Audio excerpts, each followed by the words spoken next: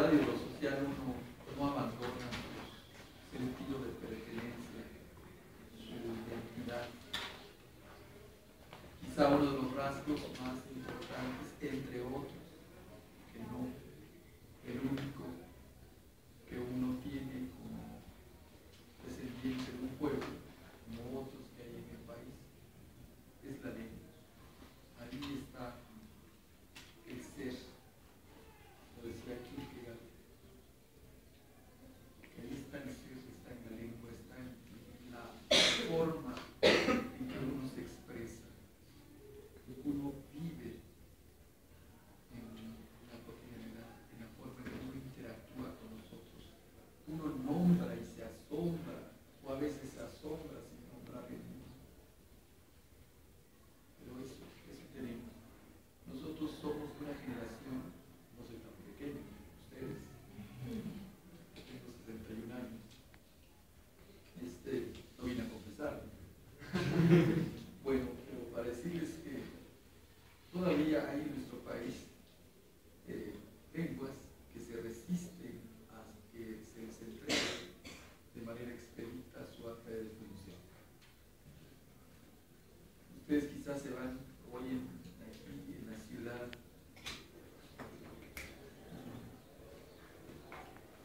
mucha gente que vende artesanías, que está en las orillas de las calles de Coyoacán o en el centro, están los cliquis, todavía hablan su lengua. Qué bueno que todavía la hablemos, porque no es muy fácil conservarla, más cuando uno pasa por diferentes procesos de aculturación voluntaria o involuntaria. Yo le agradezco mucho al maestro Jorge de la Rueda, porque nos conocimos allá en el Instituto de Investigaciones Filológicas, cuando escribía o traducía el Chinambalam-Petuzzi, un texto que al igual del Chumayel se vino copiando por muchos años, muchas generaciones, hasta que nos llegó ya muy deteriorado y lo rescatan en 1922, cuando aún lo cortaba, lo guardaba una persona allá en Tuxtla. Bueno, lo asesinaron porque lo acusaron de brujo. Y ya ven que a veces la importada religión judeocristiana tiene una manera de concebir el mundo que choca con nuestras tradiciones, que choca con nuestras formas de comunicarnos con la naturaleza. Quiero decirles a ustedes que me admiraba mucho cuando iba al campo y mi abuelo, antes de cortar un árbol, pedía perdón y permiso a las lagartijas, a los pájaros. Y ustedes dicen, no, pues está medio mal, ¿no? Cualquiera, desde la visión citadina, está todavía con el chip antiguo, ¿no? Todavía en algunas regiones de México muy apartadas se practican rituales y ceremonias en el que se muestra la relación íntima que debiera existir y no divorciarse del hombre con la naturaleza. Yo recuerdo que mi abuelo Gregorio, que era un viejo chamán, brujo, malo,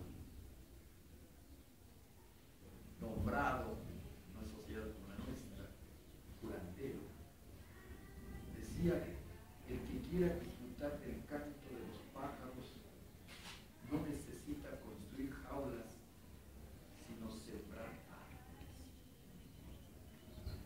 Y ahí está, sobre las jacarandas. Entonces, con esa sencillez y profundidad está el pensamiento nuestro ancestral todavía resistiéndose a que lo liquide.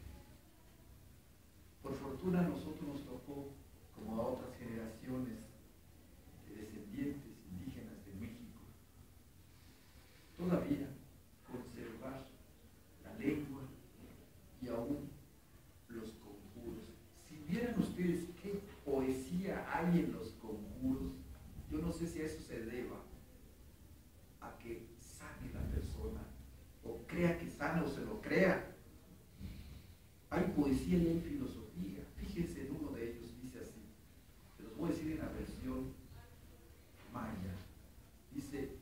Shlahum Pirin Sutbin Kunubeta Pishan Tuba Pachinokoch Sonoto, Shlahum Pirin Sutbin Kunubeta Pishan Tuba Pach.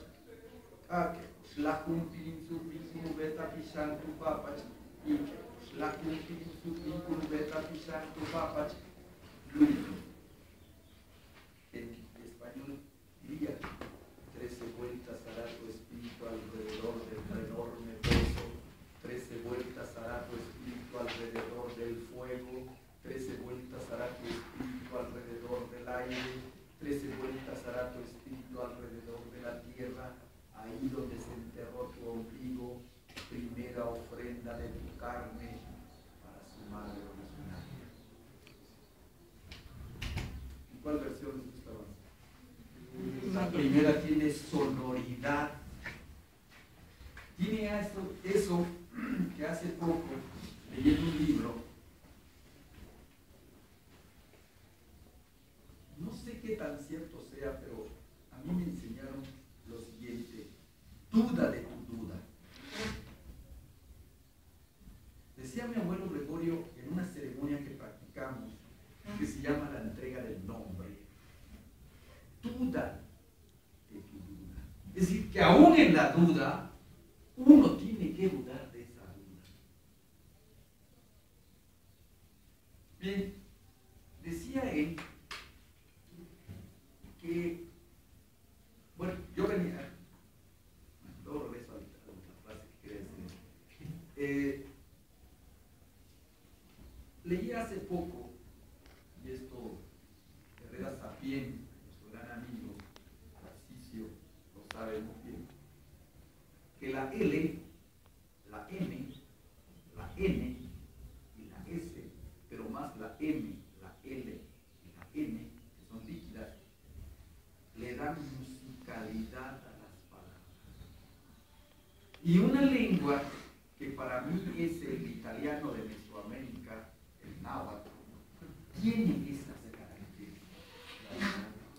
Si no, fíjense muy bien: Tlalnepantla, Tlalnepantla, Xochitl, Tlalpan. No hay musicalidad ahí. Lástima que los poetas en lengua náhuatl, no vine a hablar mal de ellos porque son mis compañeros, no se han fijado en esos detalles, porque yo creo que la escritura, no voy a parar un poco así, yo creo que la escritura literaria en lengua contemporánea debe ser algo serio, no subirse al camión de la revolución triunfante. Yo sé, y lo que medio escribo, pues esto es poesía. No, yo creo que debe tener el mismo oficio que tuvo en la época en que se escribió la mejor poesía en lenguas indígenas, sobre todo en náhuatl. Sotomayor, un investigador, no recuerdo el nombre, no me acuerdo el apellido, creo que es Arturo Soto, no me acuerdo. Dice él, en un libro que también no me acuerdo todavía, pero me acuerdo que era algo del relámpago, así es el título. Dice él que la mejor poesía en lengua náhuatl se escribió de 1380 a 1521. De Nezahualcóyotl, pasando por Tecayehuatzin, ese que era el señorío de, ¿cómo se llama este pueblo de Puebla? Huejotzingo, perdón. Ahí se escribió la mejor poesía, y creo que alguna vez ustedes lo han leído por ahí. Se reunieron 13 poetas, entre ellos una mujer que procedía de Tlaltelolco.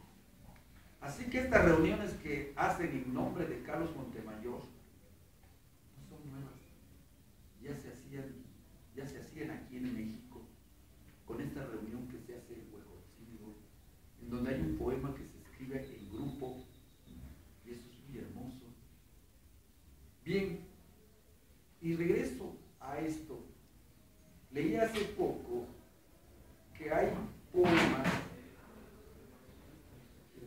que afectan el páncreas y cambian el estado de ánimo por la sonoridad y la musicalidad. Y eso pasaba seguramente con los conjuros. Y en los conjuros hay mucha poesía, hay mucha profundidad filosófica.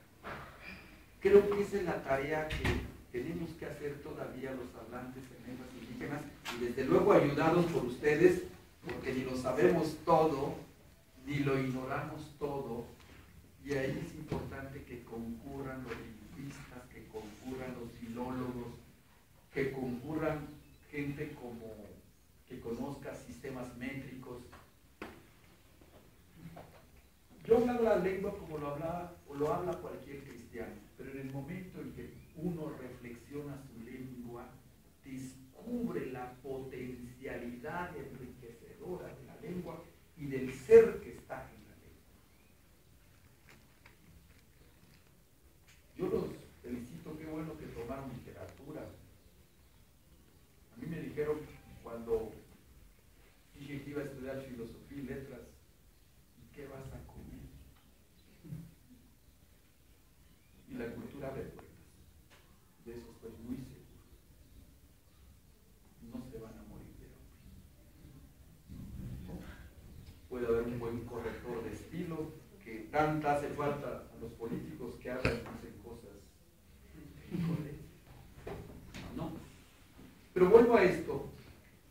¿Cuándo empieza esta corriente, este movimiento literario desde la escritura o desde las voces descendientes en lenguas indígenas? El siglo pasado.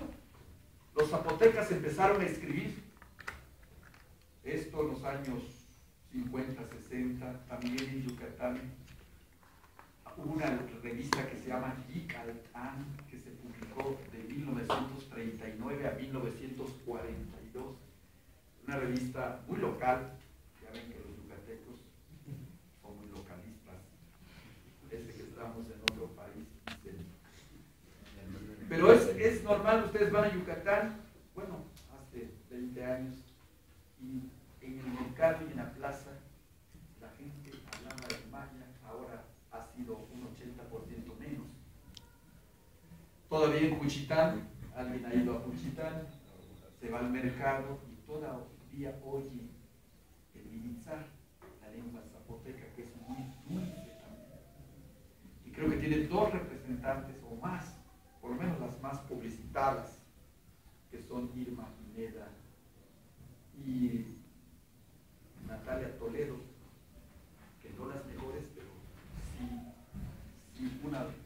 dos exponentes de la literatura zapoteca contemporánea. Está Esteban Ríos, que escribe muy bien. Está Javier Castellanos, que es novelista, que escribe también muy bien.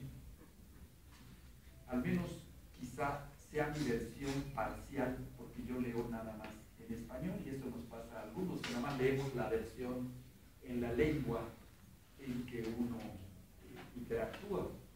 Pero cuando leemos en maya, leemos a los otros compañeros, pues tú dices, bueno, este sí lo hace desde los giros idiomáticos de la lengua, que son muy propios. Y nos vamos a América Latina, le comentaba el maestro Jorge. Pues a partir del siglo pasado hubo una efervescencia, una ebullición por recuperar nuestra cultura a partir de la literatura. Y se escribe en mapuche. En mapuche hay una antología que nada más pudo meter a 20, pero son como 50 escritores, y cualquiera que traigas te admira y te sorprende. Está Huenún, Jaime Huenún, uno que ha venido aquí muy seguido, y creo que lo han visto ustedes allá en los eventos estos que organiza José del Val, que se llama El Icura Chihuahilá, es de Temuco. Huenún también es de Temuco. Está una muchacha que se apellida Huenau, otra Rupailaf, en Leal. Hay como 40 escritores, al que traigas aquí lo mismo te admira por estas dos características, por la plasticidad de las imágenes de su poesía y por su enorme profundidad. Una de las características que tienen algunas que se están recuperando, otras van en proceso de recuperación. El zoque, por ejemplo, en México hay dos escritores, pero una debido, y lo quiero atribuir, a veces creo que soy injusto, parcial, creo que racista, no creo que racista. Miquea Sánchez, un pedacito de gente, así le digo, pero es extraordinaria. Tiene un libro que se llama Y sabrás un día y otro que acaba de publicar, creo que se llama Hasta la médula del cuerpo, el último texto. Los dos son del Fonca. No, uno es de Y sabrás un día, lo hace el Centro de Arte y Literatura de Chiapas, y el otro del Fonca. Pero en un poema que hacia el final dice: y la noche comienza cuando cierras los ojos. Y eso es muy bello. Ella tiene en su poesía la influencia cristiana, pertenece a una religión de esas, no judeocristiana, pero eso se manifiesta en su poesía, donde está esto, ahí se funde la religión protestante y la visión de la religión original. Esa característica tiene la poesía de Miquea Sánchez. El maestro me pedía que yo le leyera unos poemas de hace muchos años, nuestra amiga Iseida Cuevas Cobo. A mis hijos no les gusta que yo lo diga, pero uno tiene que reconocer quién es mejor que uno. Y Iseida es un excelente y extraordinario poeta de lengua maya. Yo cuánto quisiera haber escrito los poemas que ella escribió. Ella es mejor poeta que yo, y les voy a decir, voy a leer un pequeño plaquetita de 9 poemas, se llama Un Yocol Ahuatpec y Fustalpec, el quejido del perro en su existencia. No se lo dije tal cual, pero fueron las ideas de ayer, el martes. Y Iseida pone en el plano común y dice así, uno de sus poemas. Los voy a leer en español, algunas cosas diré en maya, para que vean ustedes, ya les muestro una muestra de un conjuro, la sonoridad, la musicalidad y todo eso. Dice: Matunacticukaba, no comprende su nombre. Yanquine Kutsikbatitu por Yetelsi, hay días que se lo escriben con un leño en sus espaldas. Se refiere a un perro. Este es un fragmentito, se lo leo completo. Ella es una perra común.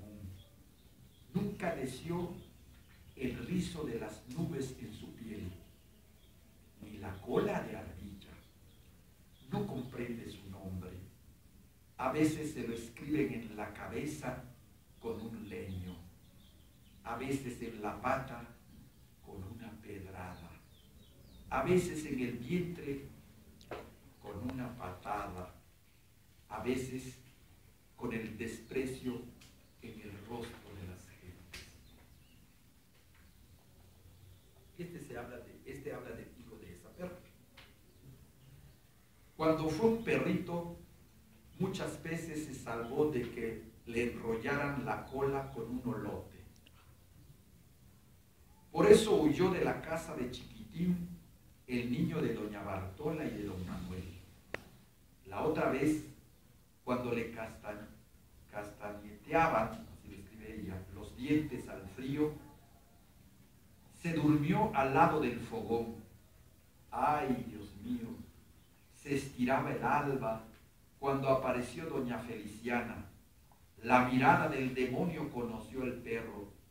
El cabo de un leño, o con el cabo de un leño azotaron en su cabeza. La piedra se le fue colgando en la pata. Sus ayes en brincos fueron cesando cuando huyó en el patio.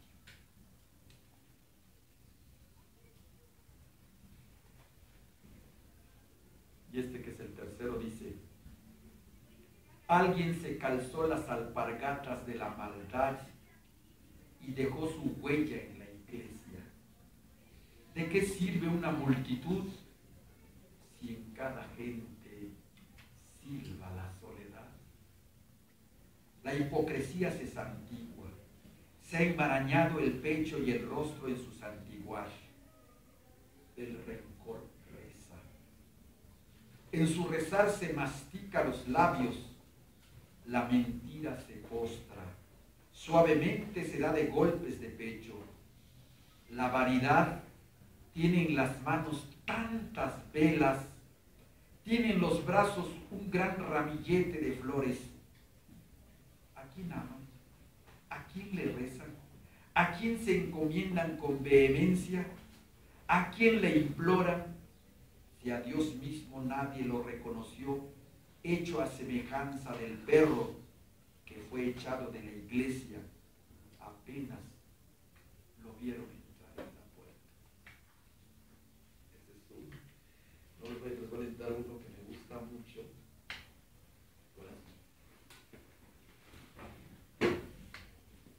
¿Quién es el que estira tortilla dura con la mano izquierda y luego saca la mano derecha para golpear? Perro que no abandonas a tu dueño, perro que no muerdes a tu señor, perro que amas a tu amo, préstale tu lengua al hombre para que también le escurra la baba, moje la tierra y siembre como tú la comprensión de la existencia. Préstale tus ojos al hombre para que mire con tu tristeza. Préstale tu cola al hombre para que la mueva y mueva con tu alegría cuando le digan para que la guarde entre sus pies con tu vergüenza cuando le digan préstale tu nariz para que husmee la bondad que solo existe en las manos del niño. En fin, préstale sus colmillos para que se muerda su conciencia. No es eso, ¿verdad? Un pedacito de texto. Ella es muy solicitada en Europa. Y a mí me da mucho gusto, porque creo que como otros que escriben y sienten esto y lo escriben desde los giros idiomáticos aquí, el maya tiene muchos giros idiomáticos, eso es una de las marcas de la identidad y de la oralidad, los giros idiomáticos en que está escrito el texto. Yo he leído otros en donde están más españolizados. No está mal, porque bueno, es una manera de recuperar la lengua, pero cuando tiene uno y localiza en los giros idiomáticos, es ahí donde ves que hay originalidad, por no decir autenticidad, que estoy mucho. Esto es en cuanto a Viseira. Y se escribe en Colombia, por ejemplo, a propósito de que empezó esto el siglo pasado y empezaron a hacerse recitales en América. Quizá el más distante es el del 97. 97 se hicieron dos, uno en Temuco y otro en Puerto Ayacucho, en el estado de Amazonas de Venezuela. Y después hicimos otro en 2000 en Quintana Roo. Y a partir de ahí, muchas instituciones en México y en América Latina han promovido y promueven el rescate de nuestra cultura a través de sus expresiones literarias. Se escribe en narrativa, que creo que es la más. En Chiapas, por ejemplo, hay más narradores que poetas. Y también se ha incursionado en un género que para mí es difícil. Creo que no lo voy a poder lograr. Hay dos escritores mayas, uno maya tzotzil y otro maya peninsular, maya yucateco, que escriben soneto, y ya ven que el soneto tiene su rigor, ¿no? No es lo mismo el soneto inglés que el soneto de origen italiano, que cuando pasa al español, la lengua castellana tiene sus rigores. Navarrete, amigo de ahí de Quintana Roo, yo de origen yucateco, pero vive en Quintana Roo, Javier Gómez Navarrete, escribe sonetos. Hace su mejor esfuerzo por aquello de que en maya tenemos vocales rearticuladas y entonces sabes dónde queda el acento, ahí hay un problema. No el tzotzil, que no tiene el problema de las vocales rearticuladas, como es el caso del maya peninsular. El tzotzil, Enrique Pérez López también escribe sonetos. Y eso ya es decir mucho. Quiere decir que vamos caminando poco a poco, explorando modalidades del arte menor y mayor en poesía. Eso hay en América Latina. En Guatemala escriben tres. El más conocido es Humberto Acabal, que ha venido aquí a la universidad. Rosa Chávez, que ella es Cachiquel. Humberto Acabal es quiché. Está un Sutujil, está Mayacú. Parece que viene caminando con un poquito más de fuerza a partir de este siglo la escritura literaria en lenguas indígenas. Se escribe teatro, se escribe narrativa, novela, subgénero, cuento, poesía y ensayo. El ensayo da más trabajo. Porque es otra manera de conceptualizar y de conceptuar la realidad. Un fenómeno, un hecho, un comentario, eso es complicado. Pero estamos avanzando en ese sentido. Yo creo que con este pequeño adelanto, salvo lo que ustedes me pregunten, hacemos la clase se hace con los alumnos y con el maestro. Esto es un poquito de lo que pudiéramos. Yo tengo algunas cosas, pero después se las dejo. Ustedes preguntan. Sí. Nos acaban de mencionar que los giros idiomáticos no se llegan a plasmar en español. Hay traducciones de poesía en otros idiomas originarios de Europa que al quedar en español, el giro idiomático se procura traducir. Entonces, ¿no existe algún intento o alguna forma de apoyo a que la poesía en lenguas indígenas quede traducida al español con algún intento de resarcir, algún intento de mostrar un poco de giro idiomático? Mira, tu pregunta de esas me dan miedo contestar, porque si tú agarraste una de las cuestiones complicadas de la escritura literaria en lenguas indígenas en México y en América Latina. El 90% de la escritura literaria indígena contemporánea es de autotraducción. Yo cuando escribí mi primer libro, le agradezco mucho al maestro Rueda de las filológicas que me lo hayan aprobado. Según yo, en ese entonces estaba bien en lengua maya, pero no había llevado una especialidad que se llama fundamentos de la traducción, mucho menos traducción literaria. Cuando Hernán Lara Zavala me invita a ir a un curso en Canadá que se da anualmente, ojalá ustedes pudieran hacerlo, así lo considero, a llevar un curso de traducción literaria, y volví a mi texto y dije, esto hice. No estaba tan mal, por fortuna, porque uno lo revisa y dice, bueno, no estaba mal, y ahí se quedó lo que tú señalas. Las marcas de la oralidad están presentes o deben estar presentes en su texto cuando pasa a otra versión. Te pongo un ejemplo.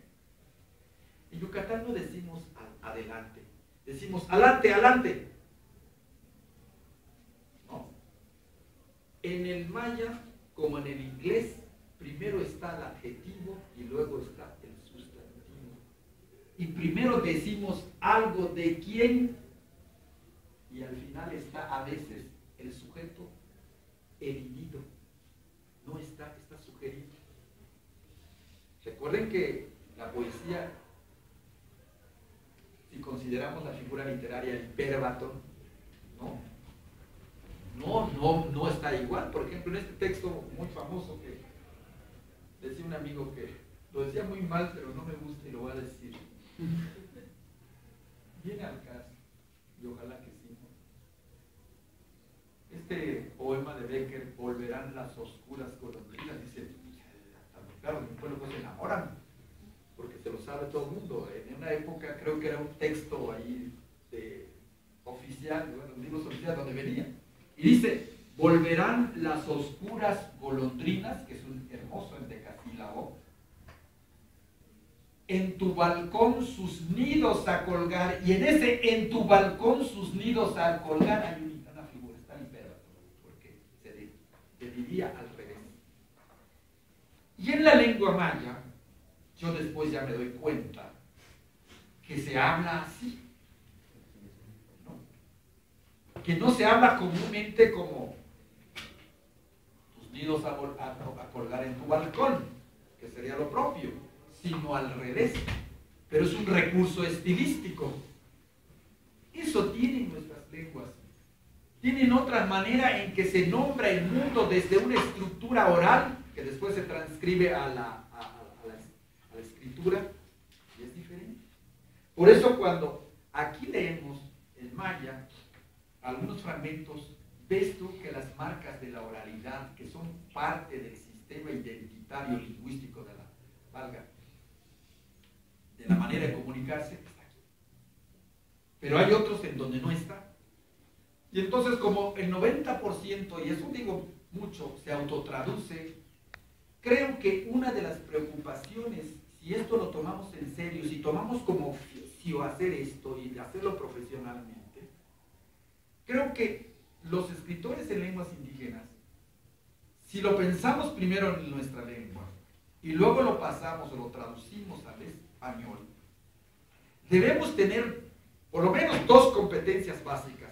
La competencia lingüística en la lengua originaria, que reconozca los giros idiomáticos y cómo a partir de allá cada lengua tiene su manera de adjetivar, sus tiempos verbales no se parecen a los del español, modo indicativo, modo subjuntivo, imperativo. Allá hay otras formas y eso el escritor está obligado a reflexionarlo si quiere enviar o crear un poema que llegue, que seduzca.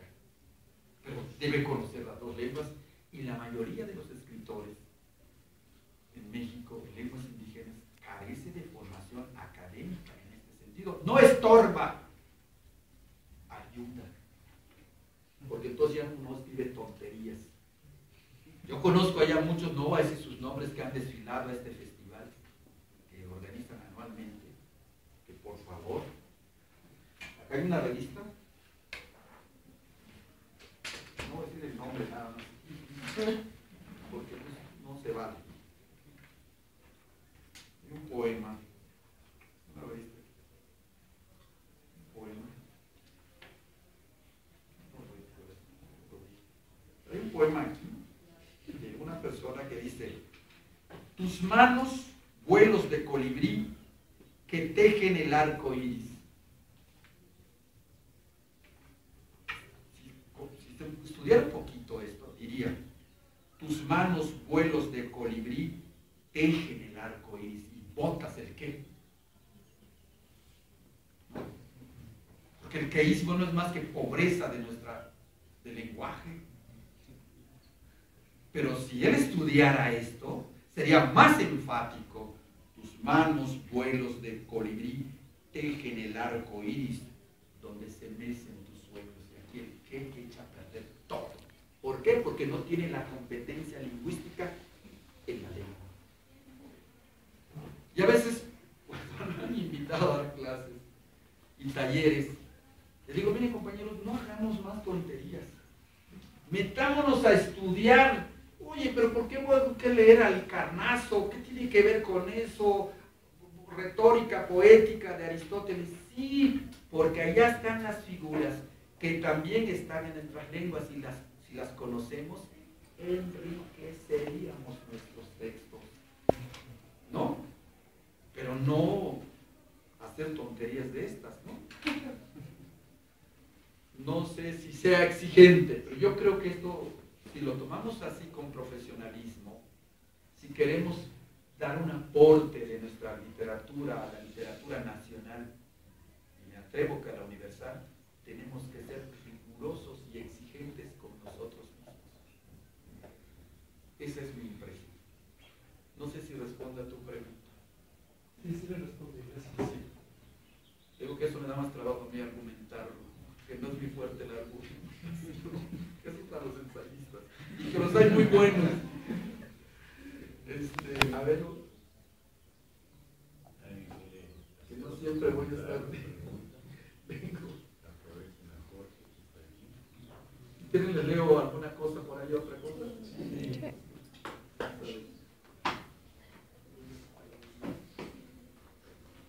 Hace unos años descargaron un texto.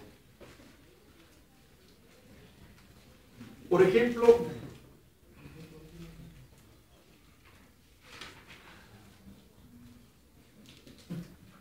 mira, este de Ayocuam, que se escribió en el siglo XIV, náhuatl, dice: ¿qué podrá hacer en mi corazón? En vano hemos llegado, hemos brotado en la tierra. Solo así he de irme, como las flores que perecieron. Nada quedará de mi nombre, nada de mi fama aquí en la tierra, al menos flores, al menos cantos. ¿Qué podrá hacer mi corazón aquí en la tierra, en la región del momento fugaz? Y aquí el poeta nos habla de la fugacidad de la vida, de la finitud de la existencia. Eso subyace el tema que esconde aquí muy bien el poeta náhuatl. Después Natalio Hernández, que a veces hace refritos de cantares mexicanos, por eso es que a veces es duro esto, escribe, ni siquiera palabras: no quiero morir, quiero ser príncipe del nuevo día y del nuevo amanecer. No quiero morir, no deseo abandonar mi vida en la tierra. Ruperta Bautista, que es un excelente poeta chol en Chiapas, escribió lo siguiente: en las paredes del pueblo aparece el silencio, pero el pueblo ya no está. La ignorancia fermentó cuerpos, evaporó toda la forma de tiempo, y el viejo sauce solo es una aparición. Inmóvil el pensamiento en medio de la muerte, con lentitud los corazones laten, no quieren morir y se esconden. El sol acaricia la soledad. Y me recuerda el verso de Briseida que dice: ¿de qué sirve una soledad? ¿De qué sirve una multitud si silba en soledad? El texto que leí anteriormente. Hay otro poeta. En Tabasco hay dos grandes poetas, tres. Aldaurico Hernández, que fue creo senador por el PRD, pero pues buen poeta, eso. Lo de menos el tinte y el color político, ¿no? Pero es un excelente poeta, ¿lo sabían? No, sabía nada más que andaba por ahí de perdido. Pero es un excelente poeta. Lástima que no encontré, traté de localizar algunas cosas del Aldaurico. Pero un primo hermano de él, que se llama Isaías Hernández, escribe en Yocotán, el Chontal de Tabasco le llaman Yocotán. Y miren nada más con qué nos escribe. Esto es un tema de la muerte.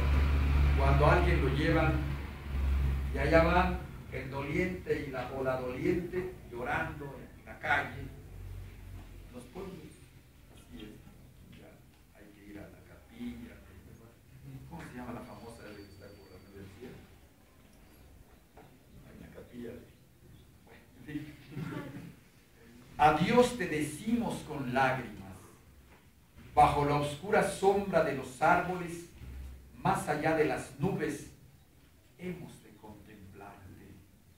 Adiós, los gritos rechazan a la muerte que espera ansiosa.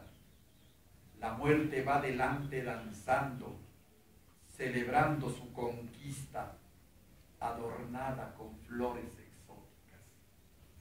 Nosotros, venados a tu lado, arrastrando nuestros pasos, vamos rumbo a tu casa de silencio. Este es de Isaías Hernández. Juan Gregorio Regino, un exitoso funcionario, escribe un libro que se llama No es eterna la muerte. Está muy bien el título, pero yo no encontré poesía ahí. En fin, hay un poema que se salva. Dice: déjame morir un rato, al fin y al cabo nada es perdurable. La vida a veces es tan fugaz que no llegamos a descubrirla plenamente. Déjame morir en compañía de los rostros que me recuerdan el pasado, a aquellos que brindaron conmigo y me abrieron un camino junto a ellos. Déjame morir en compañía de los sueños que nunca fueron míos. Hay otro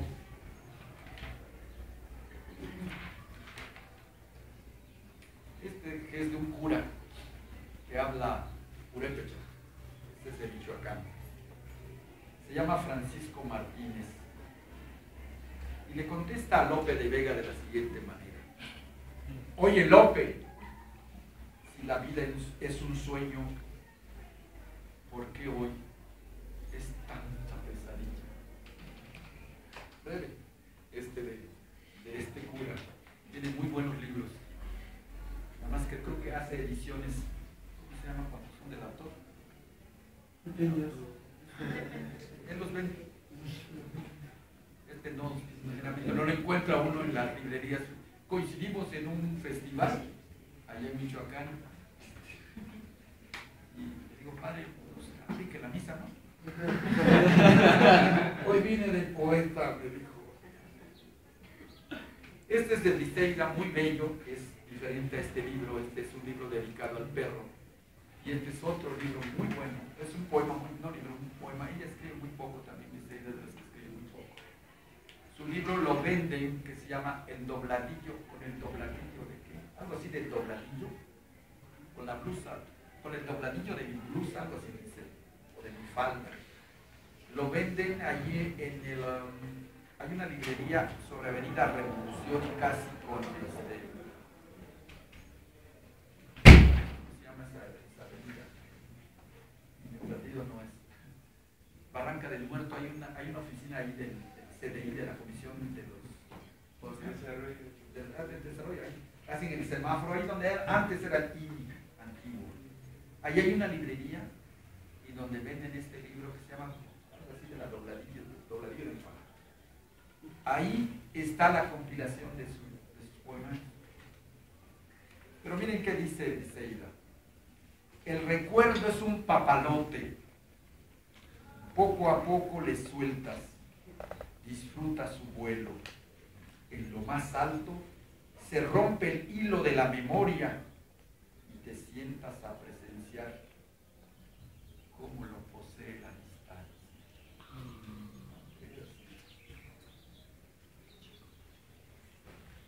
Vamos a ver qué más hay aquí.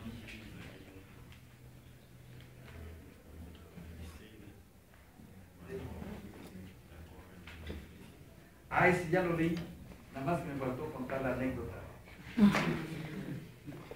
día, hace 500 años, hace como 20 años, porque nosotros creamos en el pueblo, soy de un pueblo, un tallercito ahí.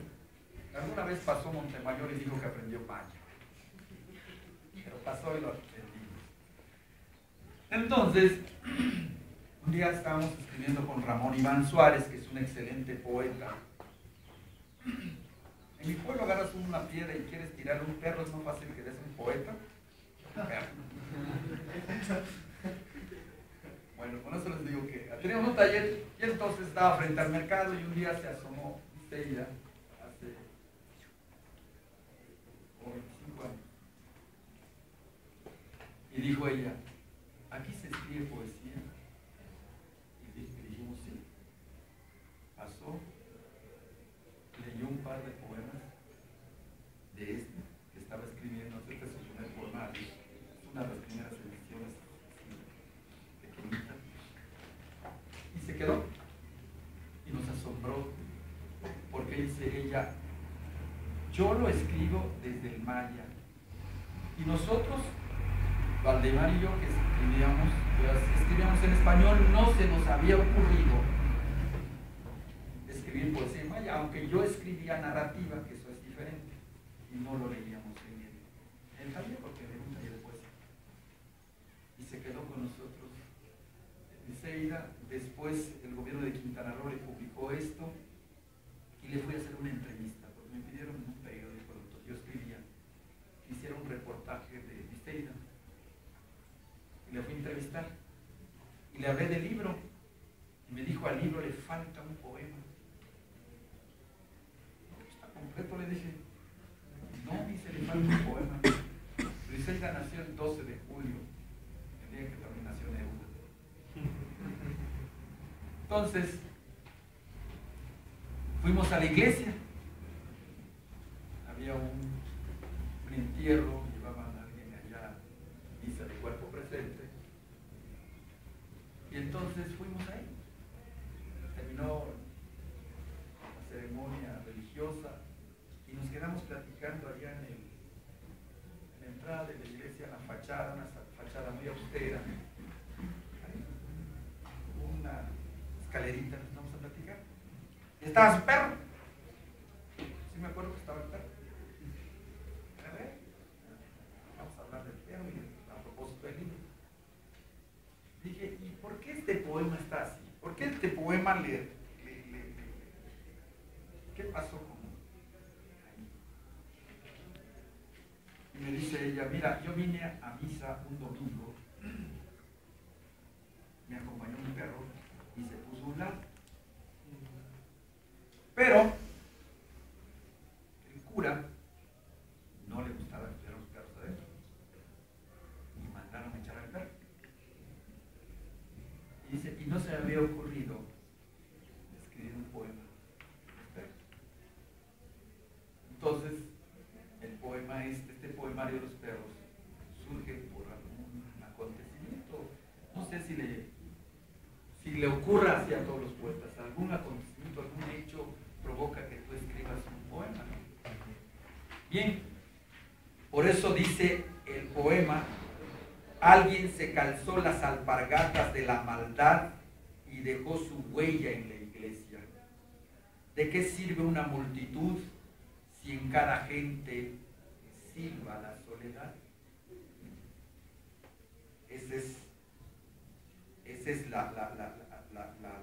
el inicio del poema, y cuando nos refiere a esto, dice, a quién aman, a quién le rezan, a quién se encomiendan con fe, a quién le imploran si a Dios mismo nadie lo reconoció, hecho a semejanza del perro que fue echado apenas lo vieron entrar a la iglesia. Con este otro texto viene otro, es que debió haber sido la continuación, el otro, el final que le leí, que dice, préstale tus colmillos para que se muerda su conciencia. Ella ya lo varió. En la edición que viene del CDI le hizo algunos cambios. A mí no me gustaron, pero bueno, ahí el autor, porque también lo modificó en maya y lo modificó en español. Y las modificaciones que le hizo en maya a mí no me parecieron pertinentes. Lo españolizó un poco. Creo que debe conservar la frescura de su primera vez. A mí me parece. Esto es más o menos lo que quisiera decirles. No sé si hay otras preguntas. En esta exposición que nos hace Jorge, se pueden inferir varias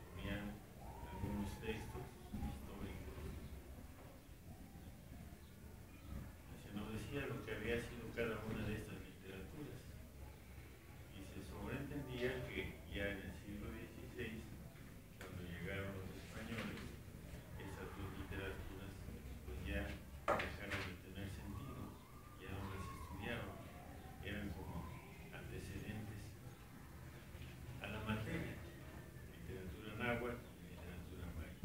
Después, esas literaturas se suponía, se sobreentendía que ya se habían muerto.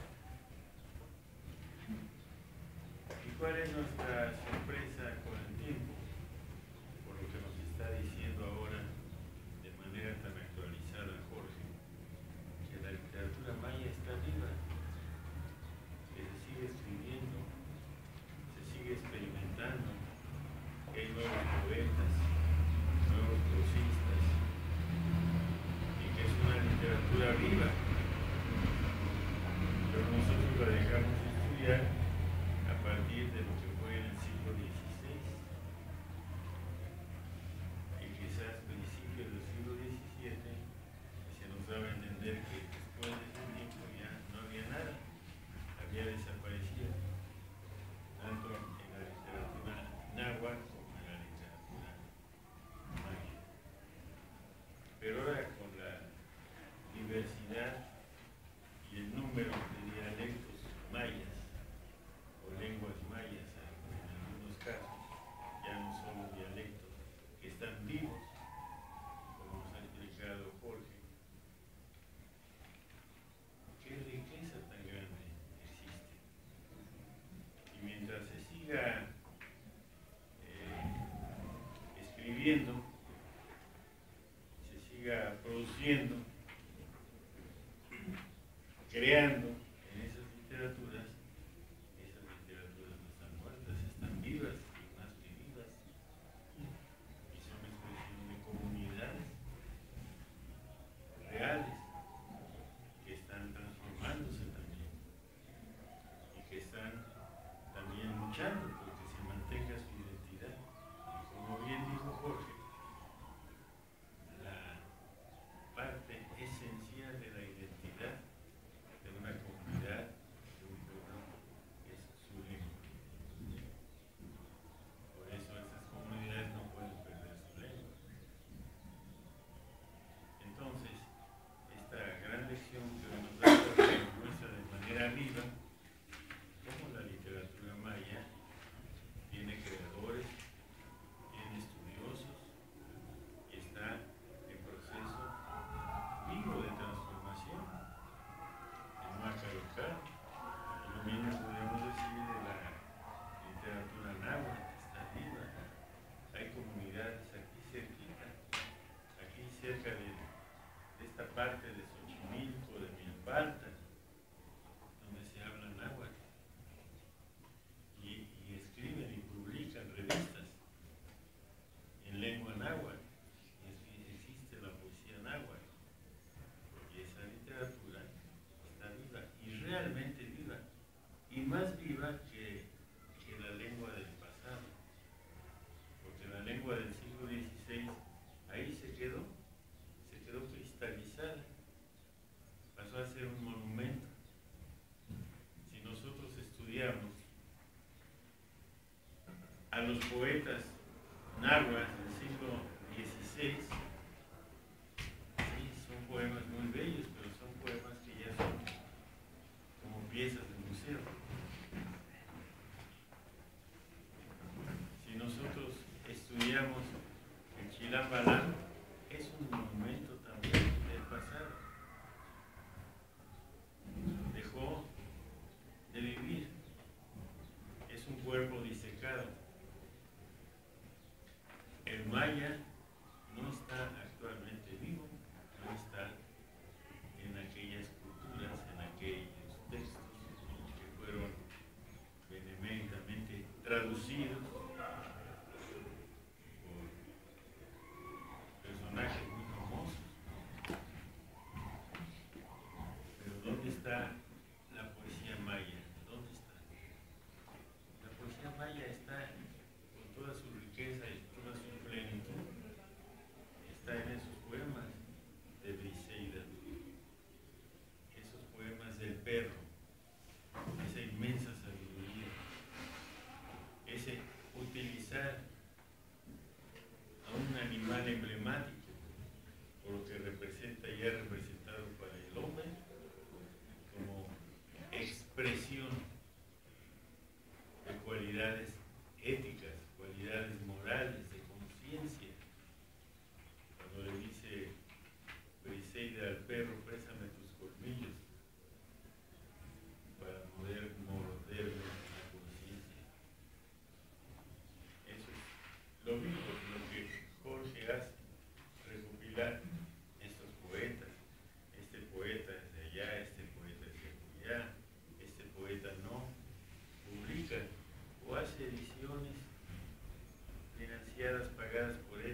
en libritos, rústicamente. Eso es esa poesía y esa poesía viva. Así que yo creo que esa es la primera noción que debemos tener con esta clase magnífica que nos da Jorge, que además no solo es estudioso y lector de esta poesía maya viva, sino él mismo es un poeta. Él mismo es un creador. Maestro, así como, perdón que interrumpa. Adelante. Bueno, usted usa el perro como símbolo emblemático. Y bueno, nosotros no copiamos, sino nos sirve como un referente. Yo elegí al gato, a mí me gustan mucho los gatos. Para trabajar con el gato. El gato, pues es occidental. Pero en mi tierra, fíjense que nos enseñaron de pequeños, antes de leer el poema. Cuando un gato se baña, nos decían los pequeños, delante de su dueño, teníamos que ponerle cuidado, porque el gato estaba avisando de que hay visita inesperada. Y el caballero se está bañando para recibir a la visita, pero está diciéndole al dueño de la casa que hay que levantar el tiradero, que hay que ordenar la casa, porque en efecto, aunque ustedes lo pongan en duda, llega una persona que no se espera ese día. Entonces, nosotros desde pequeños, cuando el gato se estaba bañando, pero lo hace con la ceremonia esa, ¿no? Empieza desde donde ustedes quieren imaginárselo. Se relame, se acicala y está el gato frente al dueño. Dice, hay que levantar, porque va a venir visita y llega la visita. Entonces, yo escribí un poema que tiene que ver con esto, pero tiene que estar transformado. En la versión en español dice así: mi gato es un pedazo viviente de mi conciencia sucia. Cuando se baña delante de mí, me enseña y me dice que todos los días hay que lavarse la conciencia. Ahí termina el poema. Es un poema pequeño. Y si hay tiempo, maestro, les leería en maya y en español algunas cosas que son propuestas literarias, no son poemas acabados. Porque bueno, contagiado con lo que hacen mis compañeros, pues también uno dice, bueno, yo pudiera escribir esto. Este se llama La casa de tu alma y dice en maya: Atane unahilapishan tu mentikushana latzilo tie uchvensha ni nahush ukasa la kahtalin ti uatalatan debetike ma woktiku kimila winklim visha woktiku kimila pishan a winklile mantats upatal ichu yichapalal a vishane mantats lembal ichu yich shushin eco, que quiere decir en español: tu idioma es la casa de tu alma, ahí viven tus padres y tus abuelos. En esa casa milenaria, hogar de tus recuerdos, permanece tu palabra. Por eso, no llores la muerte de tu cuerpo, ni llores la muerte de tu alma. Tu cuerpo permanece en el rostro de tus hijos. Tu alma eternece en el fulgor de las estrellas. ¿Es eso? Y acá hay otro. Este se llama Ak-Kane. En español, la serpiente vegetal. Este tiene una historia, pero mejor nos vamos al texto. Dice: Ak-Kane, que no naxi kuchun kululche, ukatu chuku pisane, chembale, akile mauyoheli, upishan kululche, matan, matian, ichuchuni, tian, ichilukay, Caichicho, que en español dice así. El título se llama La serpiente vegetal. La enredadera, cuando escala el tronco de un árbol, pretende atrapar su alma. Lo que ignora esta serpiente vegetal es que el alma de un árbol no está al interior de su tronco, sino en el canto de los pájaros.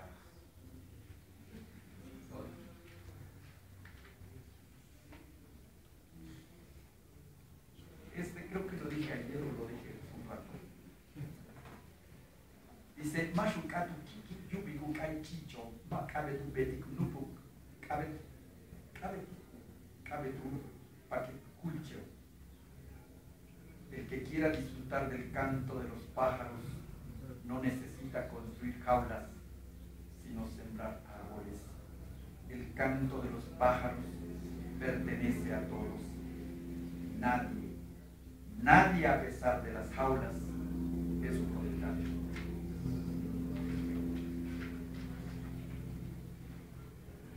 Y este es uno que viene, se lo voy a presumir, con mi vanidad.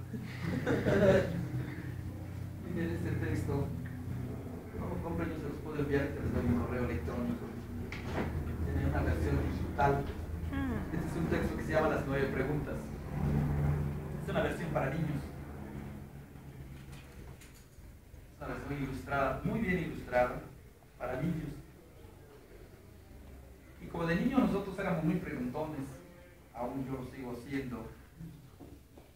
Uno no deja de ser niño porque hay algo pequeño que se esconde en el corazón o en la conciencia, que luego hace uno preguntas.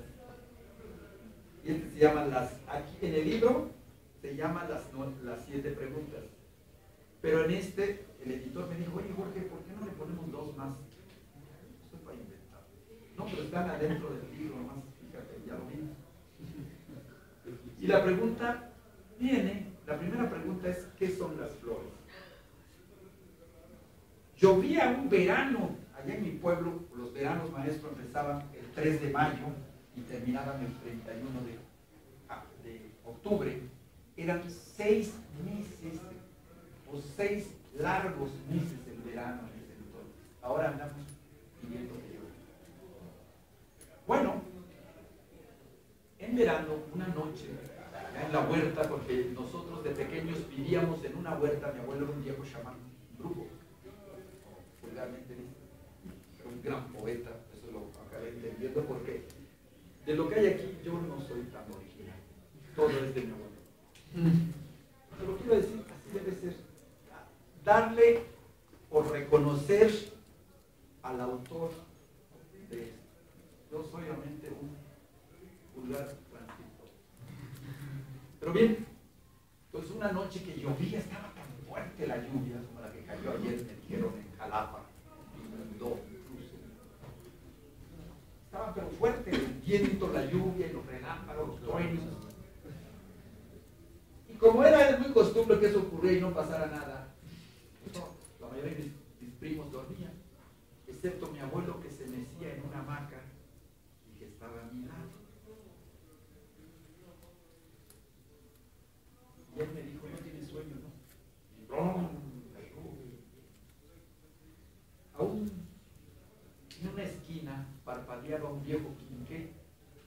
Quinqué le llaman unas lámparas antiguas de vidrio que les ponían con custodio y ahí todo malo ahí andaba. Yo me acuerdo de eso. Y le pregunté a mi abuelo, porque también a un lado había un ramo atados de azucena. Ustedes conocen la azucena o el nardo, huele mucho. Y entonces respirábamos y nos llenábamos de fragancia de las azucenas. Le pregunté esa noche a mi abuelo, entre otras preguntas, ¿qué son las flores? Y me contestó este poema que es de él, que no es mío, que dice así: Inol, Baxenicteilo. Abuelo, ¿qué son las flores?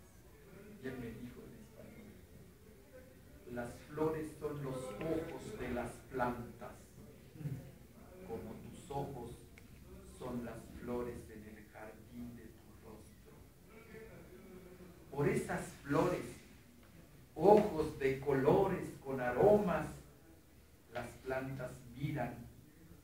atraen, alegran y curan el alma de los hombres. Es un poema dicho en Maya. Y luego le pregunté qué eran las nubes, le pregunté qué eran las cigarras, le pregunté qué eran las libélulas, le pregunté qué eran las mariposas, le pregunté qué eran los sapos, y al final yo le pregunté, Inol, tené mache, abuelo, ¿y yo quién soy? Porque ese entonces íbamos a la doctrina, hacíamos ceremonias, entonces yo estaba entre que si creía entre las ceremonias que hacía mi abuelo y las que me decían los curas ahí. Entonces, Inol, tené mache, abuelo, ¿y yo quién soy?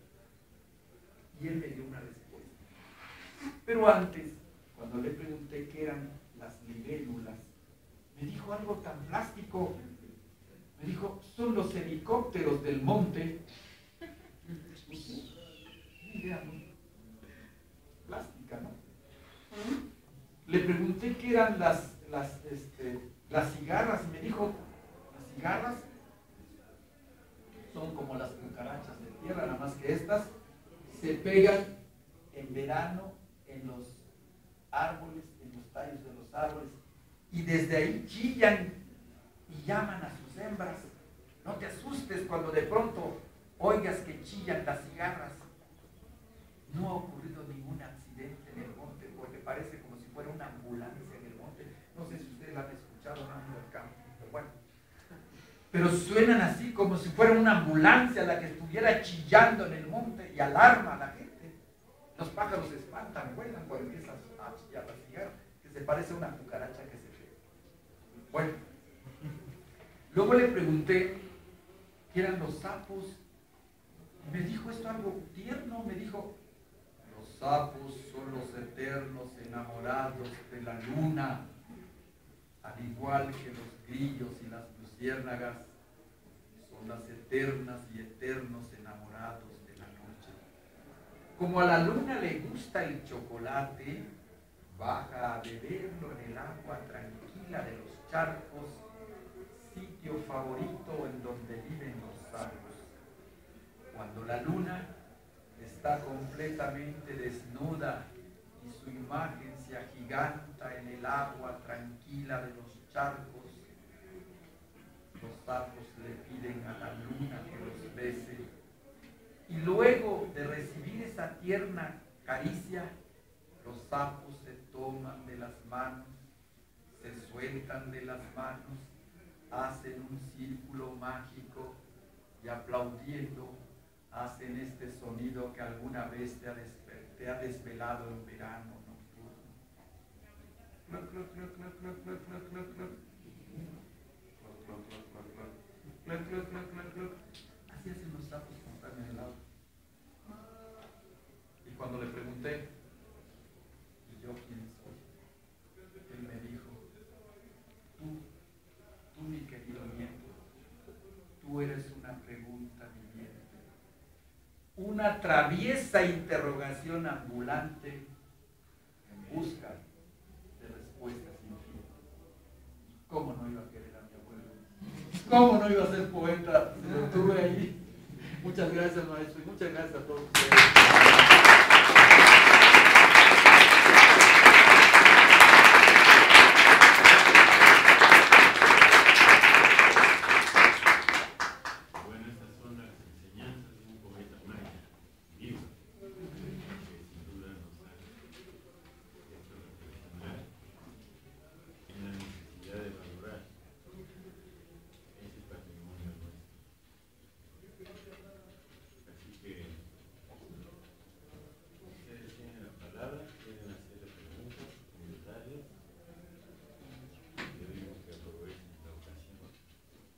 Primeramente, si me podría decir su nombre completo. Bien. Mi nombre es Jorge Miguel Cocón Pech. Les dejo mi correo electrónico, yo les contesto. Esta versión la pueden tener digitalizada, es lo que mando para que la compran. ¿No tienen alguna? ¿No tienen? ¿Les tienen? Gracias, maestro.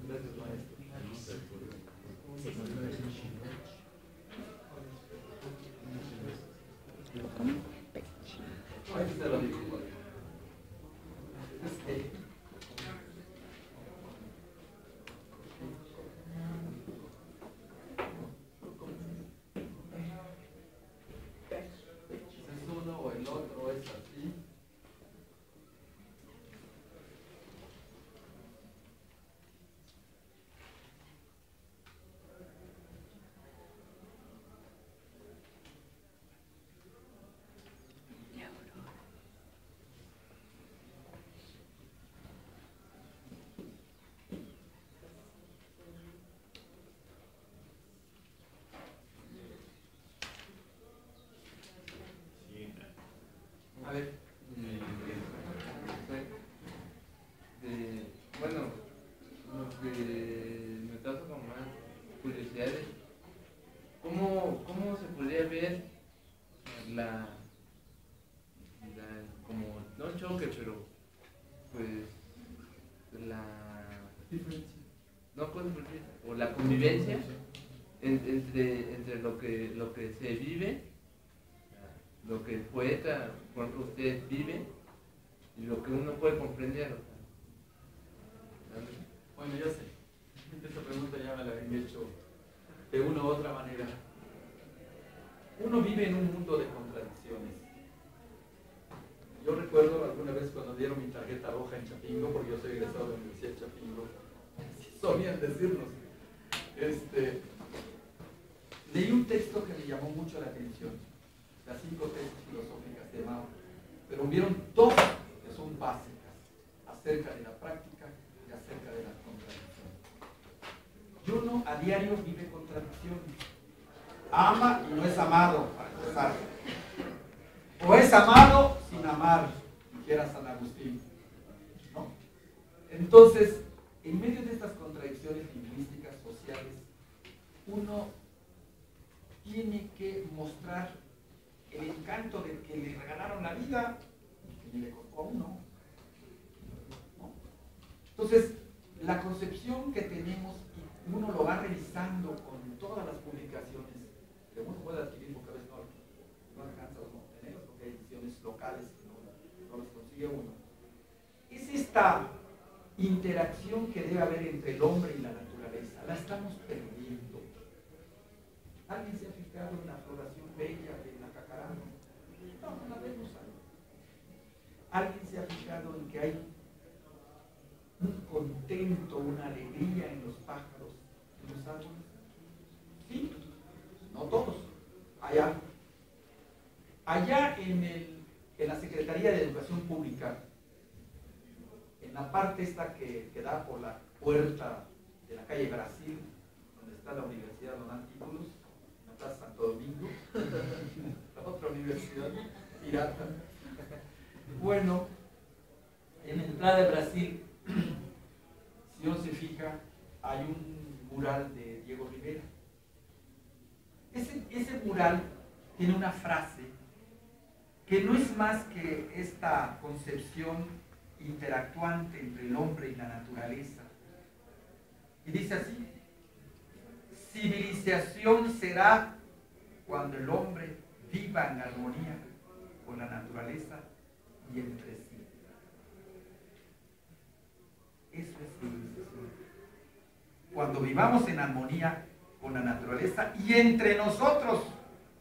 Cuando uno oye las amenazas de los norcoreanos contra los gringos que saben muy bien tejer las intrigas y que se peleen los países para vender armas, tú dices, ¿dónde está la armonía entre nosotros? Y otras cosas que desde esta universidad ustedes han empezado a percibir. Entonces, tú dices esto, que sí a veces nosotros nos enfrentamos a esto, sobre todo en los procesos de traducción. El cómo lo digo. En lengua maya está así, o en lengua náhuatl está así, o en cualquier otra lengua está así. ¿Cómo lo paso del otro lado? ¿Qué contradicciones pudieran haber, o qué pérdidas, o qué ganancias hay entre una traducción y otra? Pues entre una traducción y otra hay ganancias y hay pérdidas.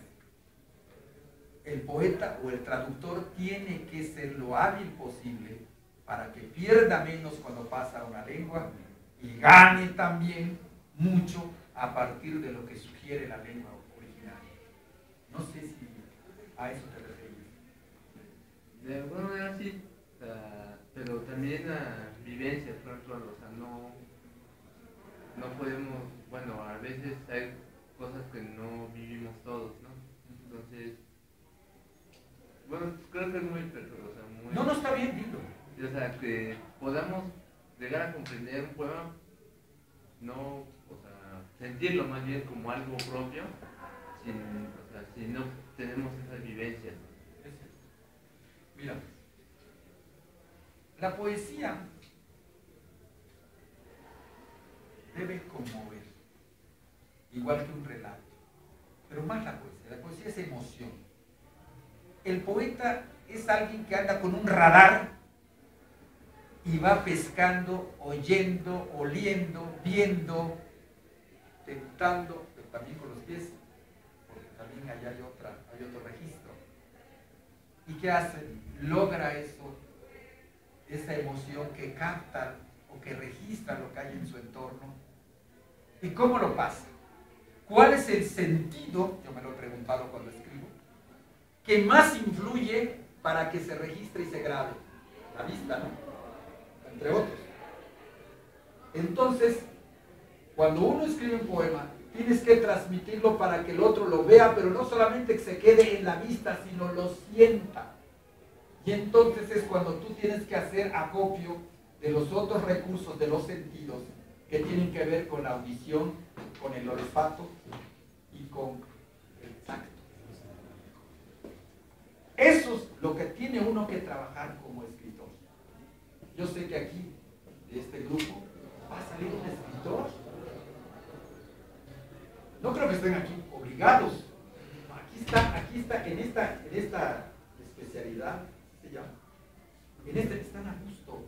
Disfrutan, es para disfrutar la vida. La literatura es para disfrutar la vida, no para angustiársela, por favor, si no yo me voy a ingeniería. 3 veces quise ser alumno de esta universidad y no puse pasar matemáticas. Porque yo no soy malo para las matemáticas. Reprobé en secundaria matemáticas, álgebra y trigonometría. ¡Qué destino! Cuando me dijeron que quiere estudiar, pues filosofía, porque sé que allí no había matemáticas. Y me dijeron, no.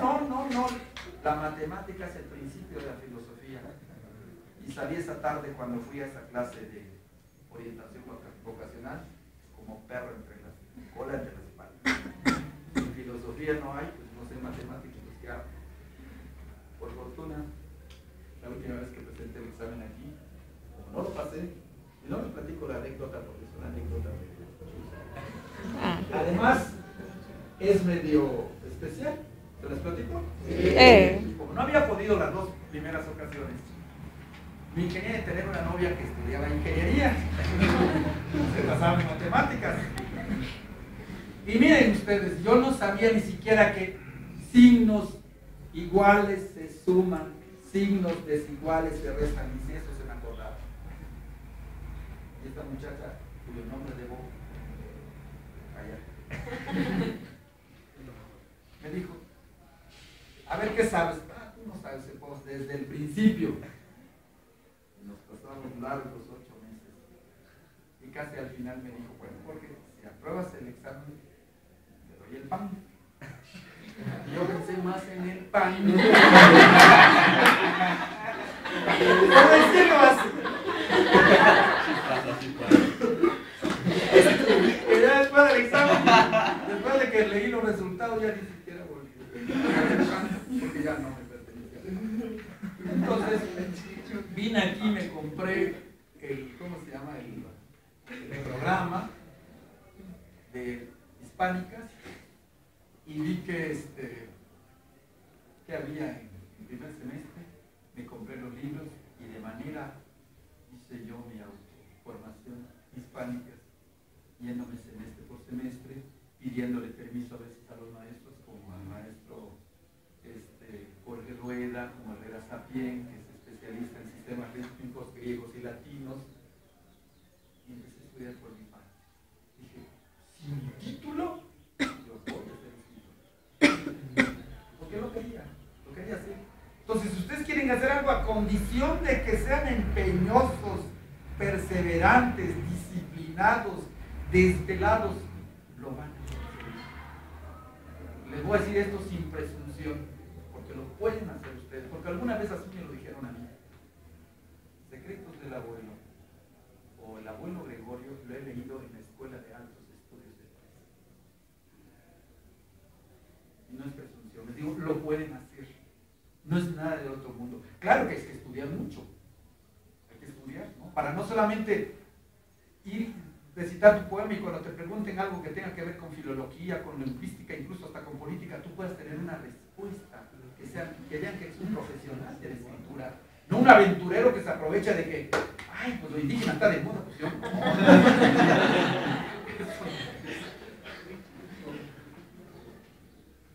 Pues entonces hice la carrera estudiándolo con cuento. Y así aprendí muchas cosas. Y qué bueno que ustedes tienen la oportunidad de hacerlo escolarizado. Sé que están en la edad de la hormona. Y nosotros, Jorge y yo, ya estamos en la edad de la neurona. Entonces aprovechen ahorita que están muchachos que tienen el tiempo, que tienen papá, su mamá o sus hermanos o quien los mantenga o los aprovechen, muchachos, termínenlo y van a ser mejor que nosotros. Yo espero que en las nuevas generaciones de la maestro Jorge nos superen, sean mejor que nosotros. Esa es la idea de dar clases, de que ustedes superen nuestro trabajo, o el poco o mucho esfuerzo que hacemos en este proceso de enseñanza, de investigación, de difusión de lo nuestro. Gracias. Yo quería terminar, ¿verdad?